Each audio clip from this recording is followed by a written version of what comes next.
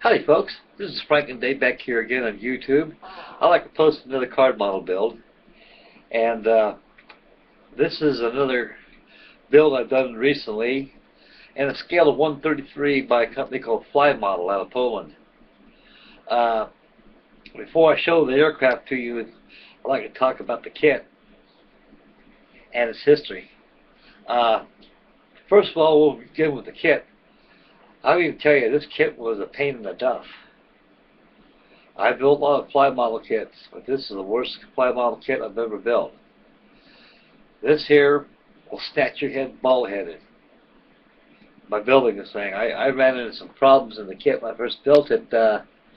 Again, like I say, most of the older kits that are done in Poland, they were hand-drawn by designers. They weren't CAD computer drawn.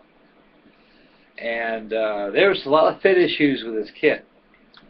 When I started with the nose cone of the aircraft, I was going pretty good until I got to about the rear end, until I got about midway of the fuselage. And as the fuselage made a transition, being thicker towards the vertical stabilizer and horizontal stabilizer, I was running into some pretty bad fit issues. The formers were undersized, and the skins were too tight. I had to sand down the formers to match the skins. And worse yet to come was the wings. I almost bellied out of this kit. I almost shelved it. Said, heck with it. On papermodelers.com. I have a lot of good folks on there that help you on there, as I mentioned on my previous post. You got some good members on there on papermodelers.com. They'll help you. I've got one member on YouTube, Jack Kuwait. He's from Bangkok, Thailand, and he's a designer. He more or less has favoritism towards the smaller scales, like 1/200, 1/100 scale. Believe me, at my age, I'm doing good if I can build them like that. The old eyeballs ain't as good as they used to be, and 1/100 scale, 1/200 scale, even 1/44 scale is way too small for me. I mean, I can understand why a lot of guys build it small because it's the comfort zone. And most importantly, they don't take up that much space, so I imagine you can make an Air Force of all nations with a scale that size. But anyway, just rambling, going back to the kit. The fly model kit is an F105 Thunderchief. This was a doozy of a kit. I mean, the printing was excellent. I had no objections about the printing. The instructions of the kit was pretty garbled. It's kind of hard to understand. You got to actually get a pretty good idea how the parts go.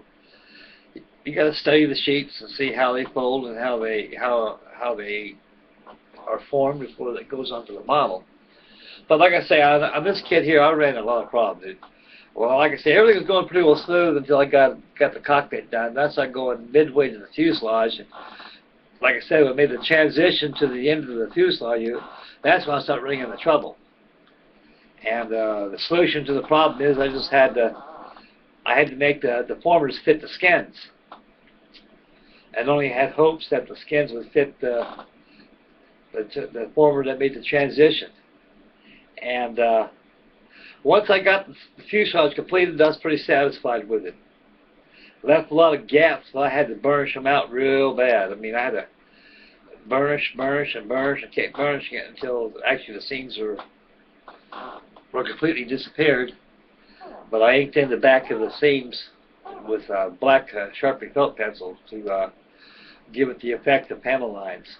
The printing of the kit is in the Vietnam paint schedule. You get sand, dark forest green, and also dark elm green.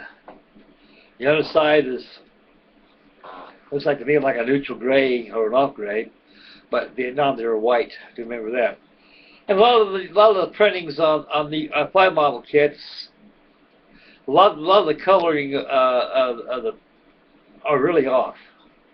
I mean, they're really off. The models and stuff, they build them quite decently and give you a good idea what you're dealing with. But like I say, this is one heck of a kit. I would not recommend this for a beginner, even an expert. I mean, I almost shoved this kit. Jack Kuwait bailed me out. When I got to the wings, I had problems. And the wings didn't fit good to the fuselage.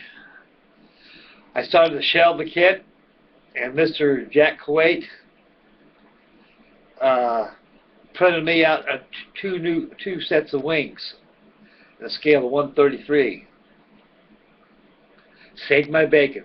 Thank you, Jack. I owe you, buddy. And here, I'd like to present my F105 Thunderchief. This is a big model. Here she is, gang. Wild Weasel, Thud, Lead Sled, whatever you want to call it. This is the F105 Thunderchief. The Polish glider.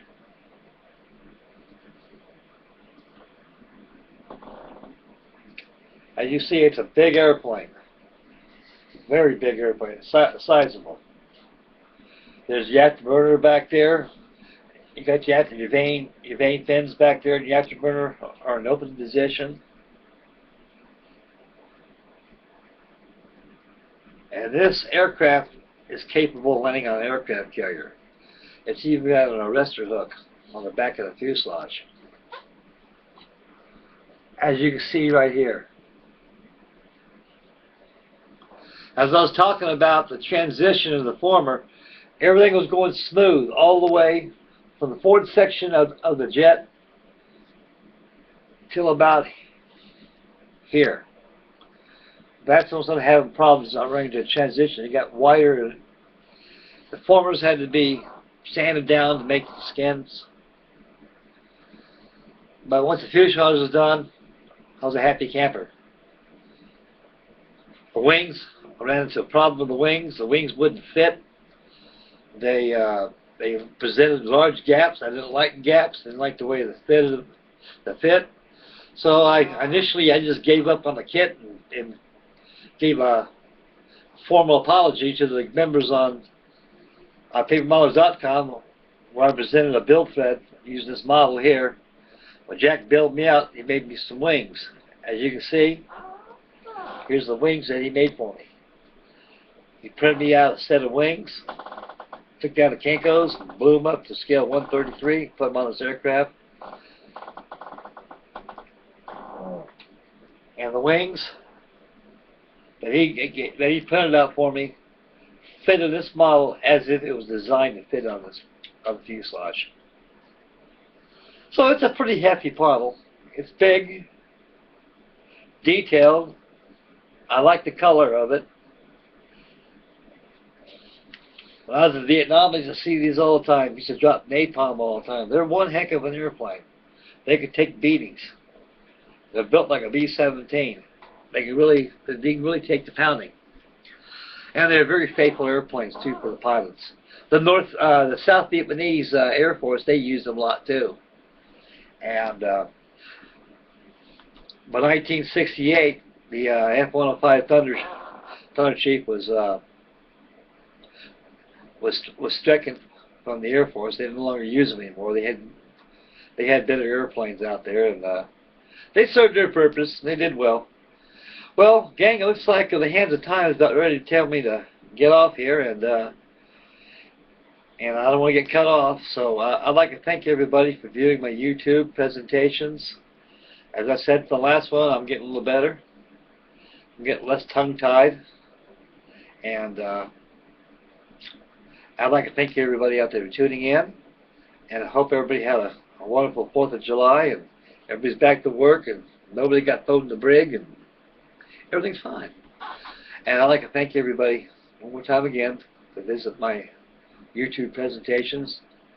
And thank you very much, and thanks for tuning in. Please subscribe, and may God bless. I'll see you later, gang. Have a good day, fellas. Bye now.